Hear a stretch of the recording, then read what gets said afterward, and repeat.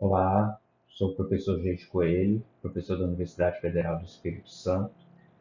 Componho a equipe editorial da revista Ensaio e aqui eu vou trazer uma discussão de parte do nosso processo, do nosso trabalho, né, na editoria, focando um pouco na discussão dos pareceres e no modo como lidamos com eles no processo de decisão editorial.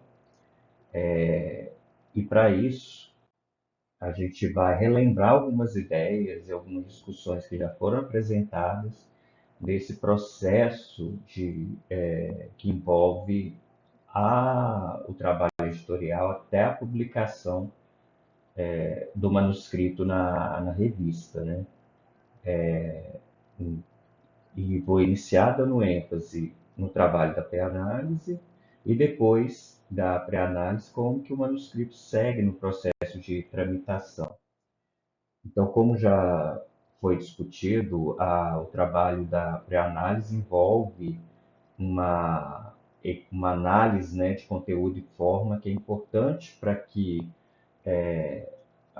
se tenha uma análise da clareza da redação, da pertinência do escopo da revista, que é um aspecto fundamental, né, para a continuidade do processo de avaliação, se o texto tem adequação à norma culta da língua, se aparece alguma informação que deveria ser sigilosa, faz a verificação antiplágio, né, que é importante dentro dessa discussão muito mais ampla da ética, adequação ao formato da revista, e no caso da ensaio, a equipe de pré-análise também faz uma indicação dos potenciais avaliadores, né, sugere nomes de pessoas avaliadoras para a equipe editorial.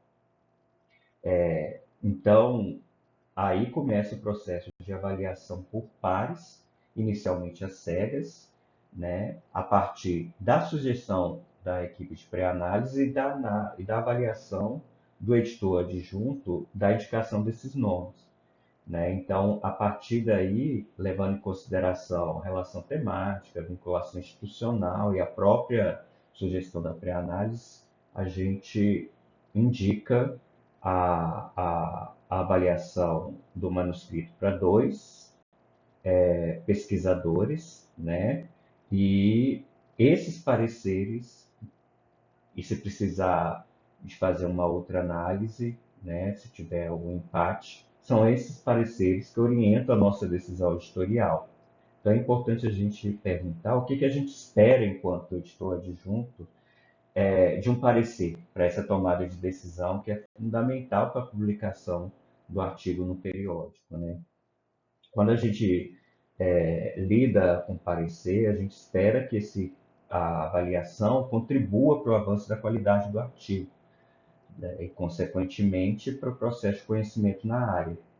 Então, independente da decisão editorial, se o artigo for recusado, for aprovado, tiver a revisão de monta, esse processo de avaliação ele é fundamental e a pessoa parecerista, assumindo esse compromisso, deve se perguntar como é que o artigo poderia ficar melhor. Né?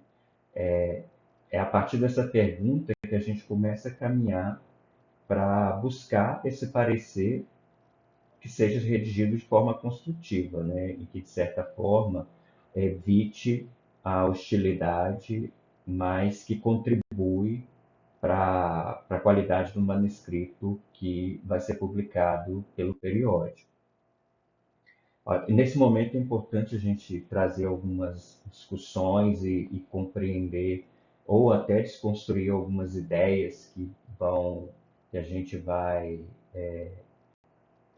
delimitando em relação à qualidade dos pareceres.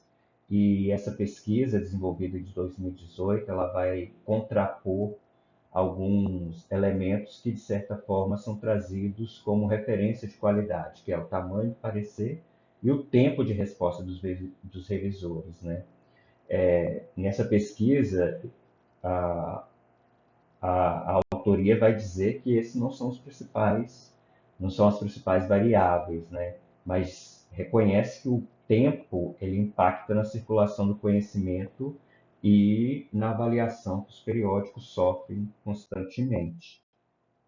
Ainda nesse debate, e trazendo mais a ênfase para a questão do tamanho do parecer, essa pesquisa vai sinalizando que a quantidade de comentários nem sempre implica em soluções mais diretas, né, que ajudam a autoria a melhorar seus trabalhos. Aqui a gente já começa a trazer alguns indicadores que vão ser retomados mais à frente, quando a gente está sinalizando para a qualidade de bons pareceres, né? Então, parecer muito grande não necessariamente vai sinalizar para a qualidade deste parecer que possa culminar na qualidade, na melhor qualidade do artigo. Como a gente está articulado e está implicado no movimento Ciência Aberta, a gente se perguntou também que implicações o fato de caminhar com o movimento Ciência Aberta traz para as qualidades parecidas. Então, Targino, Garcia e Silva, numa pesquisa desenvolvida em 2020, eles apontam uma série de vantagens e desvantagens. Eu trago duas aqui em relação a esse processo de abertura do processo de avaliação. Em relação às vantagens, eles apontam ao cuidado maior na exposição de julgamento, né?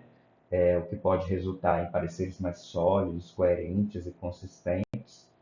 E entre as desvantagens, essa pesquisa vai sinalizar com a dificuldade tanto dos avaliadores quanto das pessoas autores em lidar com o julgamento, né?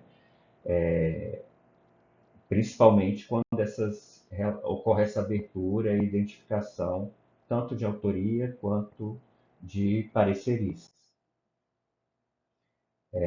Nesse momento, a gente vai caminhando para a tentativa de construir alguns critérios para a elaboração de pareceres construtivos, e Vargas Espinosa vai destacando um aspecto que é o envolvimento de pareceristas com a revista.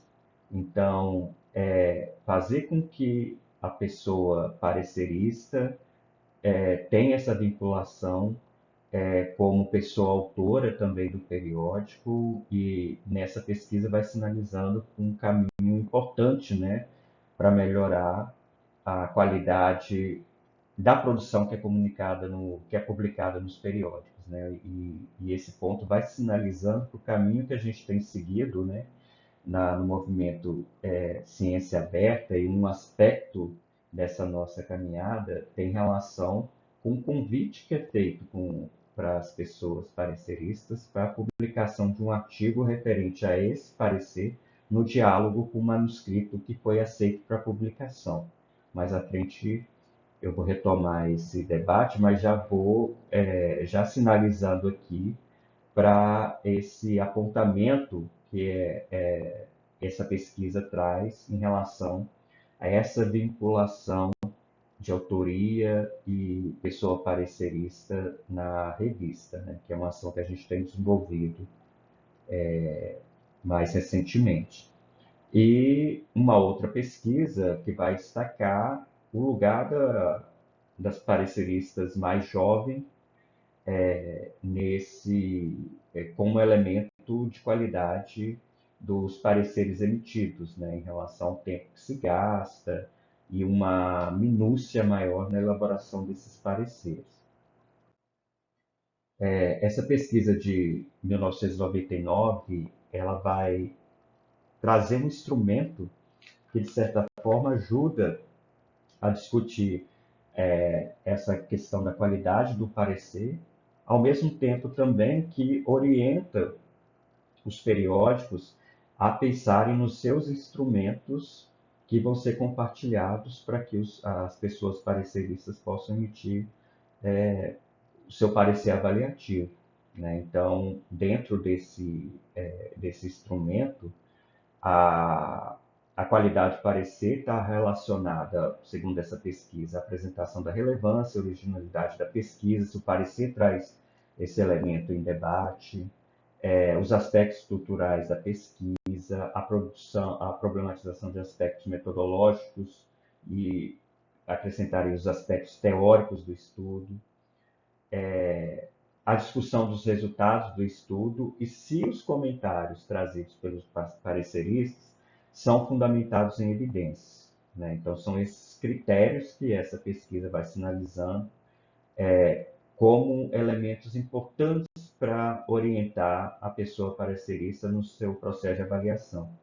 E esse debate é importante porque nos nossos encontros, né, que são frequentes, os encontros de editoria da revista Ensaio, em que a gente discute questões administrativas e questões mais amplas da pesquisa e do nosso trabalho editorial, a gente fez uma reformulação nos nossos instrumentos, que são compartilhados com as pessoas pareceristas, para avaliação dos estudos teóricos, né, que já foi um ponto de discussão na disciplina, então a gente reformulou, a partir da compreensão da própria editoria, do que se constitui os estudos teóricos, e também dos estudos empíricos. A gente fez uma reformulação nesse instrumento na tentativa de contribuir com a avaliação das pessoas pareceristas ao longo desse processo.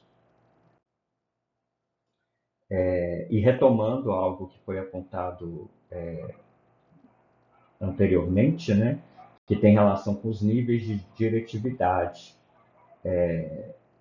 Vargas Spinoza, de novo, retomando com esse autor, para dizer da qualidade do parecer, dizendo da importância, né, da gente se aproximar desse nível 3 que ele fala, que é o nível alto, de comentários mais diretos relacionados à solicitação de ação e correção, né?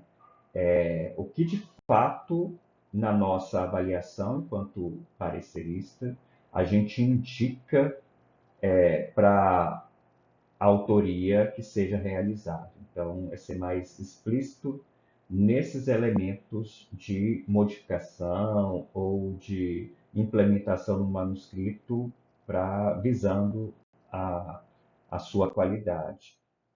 E nesse processo, então, e já caminhando para uma síntese em relação a esses critérios, a autoria vai sinalizando para o critério de nível 3, que é o que realmente contribui para o aprimoramento do manuscrito.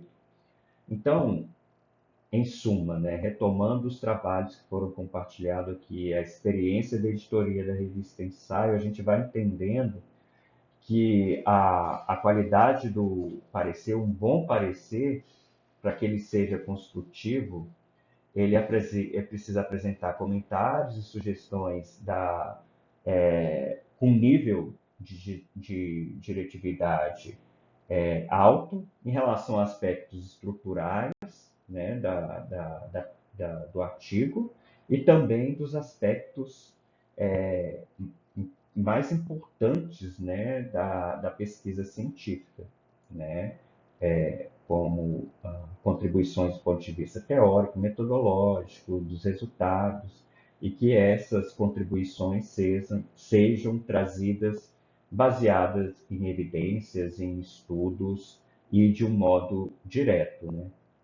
Para tentar avançar nesse debate e nessa síntese em relação ao que a gente vai compreendendo sobre a qualidade de um parecer, né, para que ele seja construtivo, eu vou trazer algum exemplo de uma experiência minha enquanto autor de um trabalho que a gente submeteu ao Caderno Brasileiro de Ensino de Física e que foi aprovado e foi publicado, que é o artigo que é intitulado Ensino por Investigação na Formação Inicial de Professores de Física, uma experiência da residência pedagógica da Universidade Pública. É um artigo que foi publicado na edição de 2019 e que eu assumo a autoria com a professora Rosa Maria Ambrosio, que é professora da Rede Estadual do Espírito Santo, e que tem relação com a nossa experiência com a residência pedagógica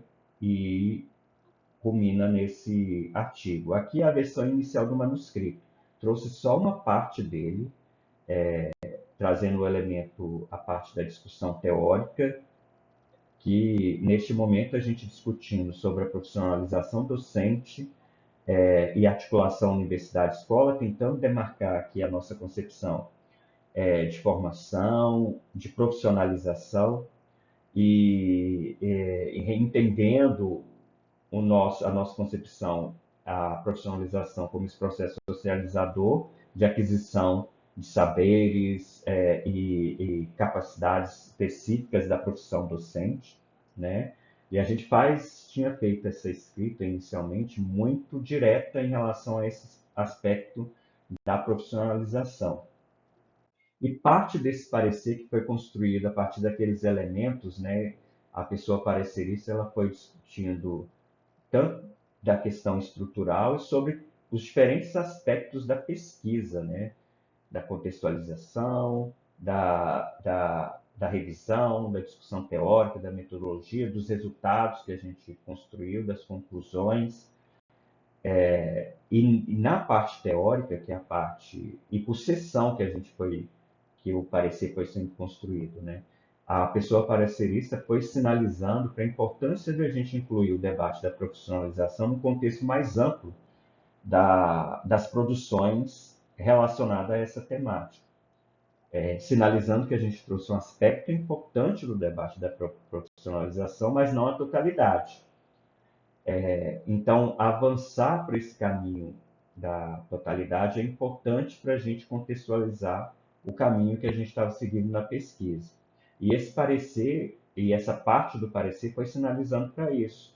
E aí vocês podem perceber que a pessoa parecerista foi identificando, foi sinalizando e indicando outras referências, né, de forma bem direta, que contribuiriam para esse debate mais amplo que estava sendo sugerido.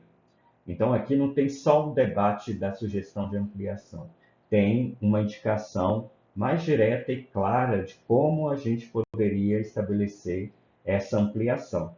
E foi esse o movimento que a gente fez, e que foi publicado aqui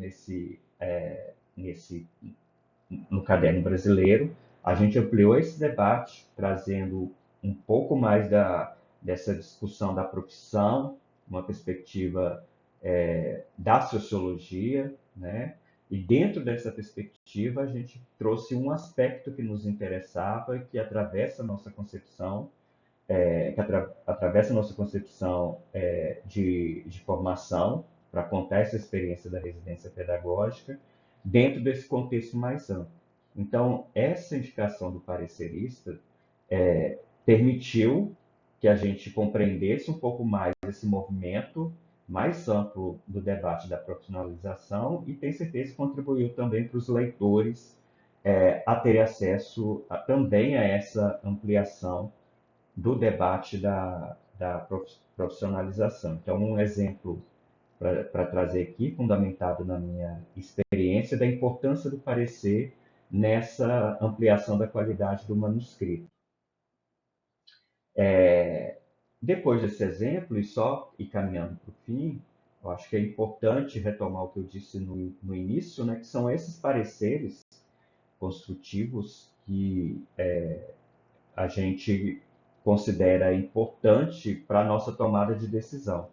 Porque, como editor adjunto, a gente tem que tomar uma decisão sobre o manuscrito, né? Quando ele passa da pré-análise, a editoria adjunta passa a acompanhar o processo de avaliação e depois desses pareceres é que a gente toma uma decisão, né? De aprovação, de revisão ou de recusa deste manuscrito, né?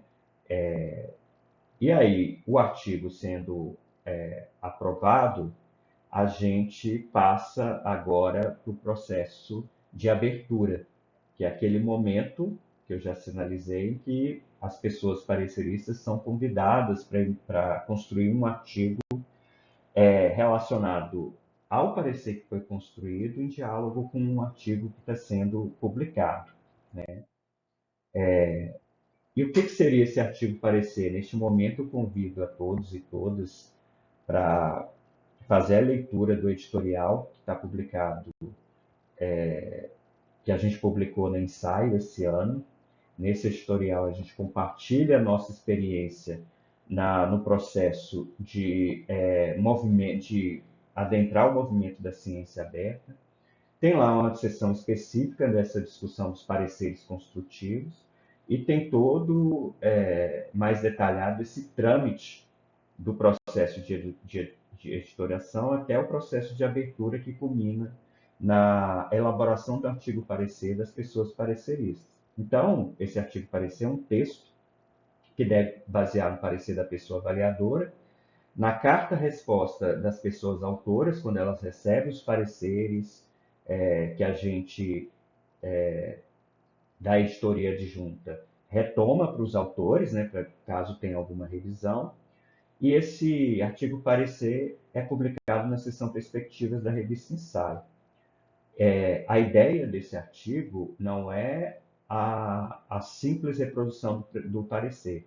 A ideia é que estabeleça um diálogo, parecer e o manuscrito, e que neste texto a pessoa parecerista possa aprofundar em um ponto específico do que foi trazido no parecer, da temática relacionada ao manuscrito, seja um aspecto de natureza teórica ou metodológica, no campo da pesquisa, seja um aspecto mais relacionado ao ensino de ciências, né? Então, esse é uma característica desse artigo parecer, mas, novamente, convido a todos e todas para fazer a leitura do editorial, em que isso fica mais explícito e evidente. E aqui um exemplo do artigo parecer publicado pela revista Ensaio, isso na edição de 2022. O artigo parecer foi do Tobias Espinosa, que foi um dos pareceristas do artigo do Helder Tallin, do Vinícius e Cecília, né, que fala do engajamento de estudantes em um ensino remoto emergencial de física.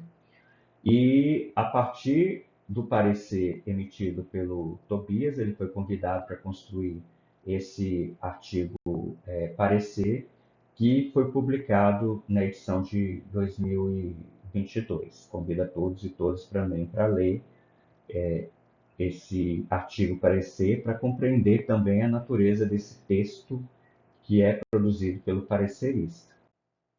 Aqui as referências que me ajudaram a construir um pouco esse diálogo com vocês, e obrigado.